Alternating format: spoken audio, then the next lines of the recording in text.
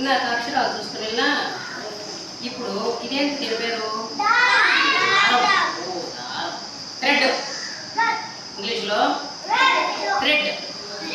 దీనిని ఇలాగా ఒక సైజులో కట్ చేస్తున్నా, అర్థమైందా?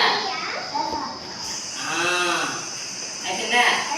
ఇప్పుడు ఇలాంటి సైజు దాన్ని ఇంకొకటి చేస్తున్నాం, ఎందుకంటే కొలతలు చెప్పుకోవాలన్నాం.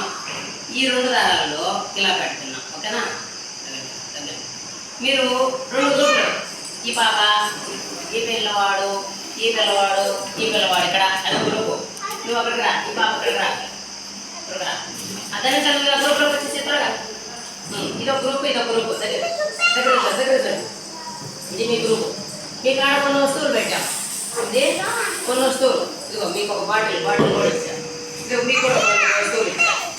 రండి, చూడు ఇది గ్రూపు, రౌండ్గా ఉండాలి. మీద గ్రూపు. ఈ దారం తీసుకో, ఈ దారం తీసుకో, ఈ దారం తీసుకో. మీ దగ్గర కొన్ని వస్తువులు ఉన్నాయి, అర్థమైందా? ఈ వస్తువు ఉందా? మీ గ్రూప్ వాళ్ళు ఏం చేయాలంటే ఈ దారంతో ఎన్ని దారం ముక్కలు అయింది, ఇక్కడి నుంచి ఎక్కడికి 1 అటు వేలు పెట్టి మళ్ళీ చూడండి, చూస్తున్నారా? 2, తర్వాత ఇక్కడికి 2.5 దారం ముక్కలు. నీ గ్రూప్ వాళ్ళు అట్లా చేస్తారా?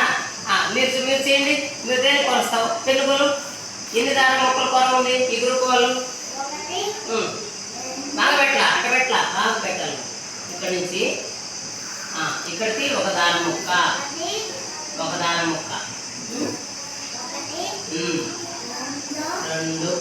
అట్లా 2. ఇప్పుడు ఏం చేస్తారంటే మీకు కట్ చేయి.